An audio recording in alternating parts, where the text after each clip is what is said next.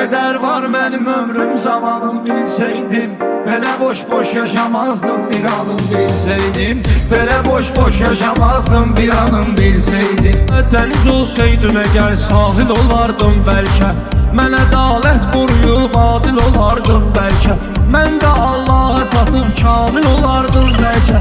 Azacıq mənəvi sirrin Qur'anım bilseydim, azacıq mənəvi sirrin Qur'anım bilseydim.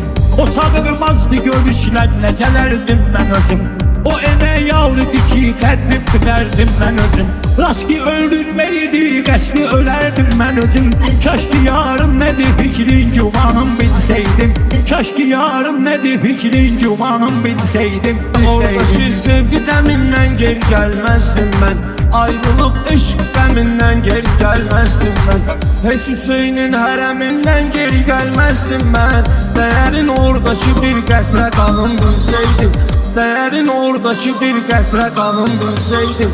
O yar ilə yola verdim ki heyb bu zamanı, bilmədim ki heç yox vəfası var imiş yalanı.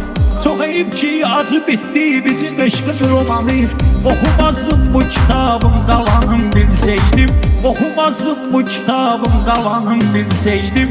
Birazdan başlasa əvvəl gedirəm dərsamaca, haqqı gizləsən əgər bizi otursun boğaca.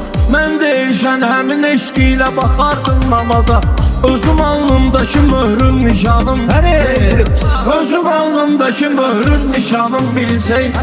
Nə qədər var mənim ömrüm zamanım bilseydim, belə boş yaşamazdım bir anım bilseydim, belə boş yaşamazdım bir anım bilseydim.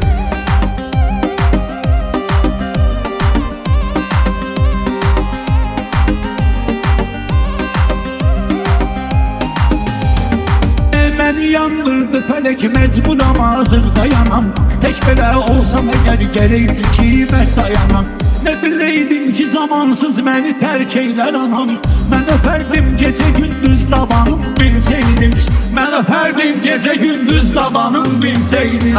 Merhabadır gözü görsənsin o torpaqda duman, şahidin ahı gəlib pərdə salır dağda duman. Yol duman, yolda duman, solda duman, sağda duman.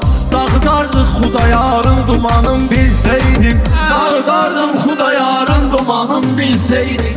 Yalnız Allah bize şahdır, məşər Allahına qul, gözünün yaşı duadır, şəhidin qanı qusul.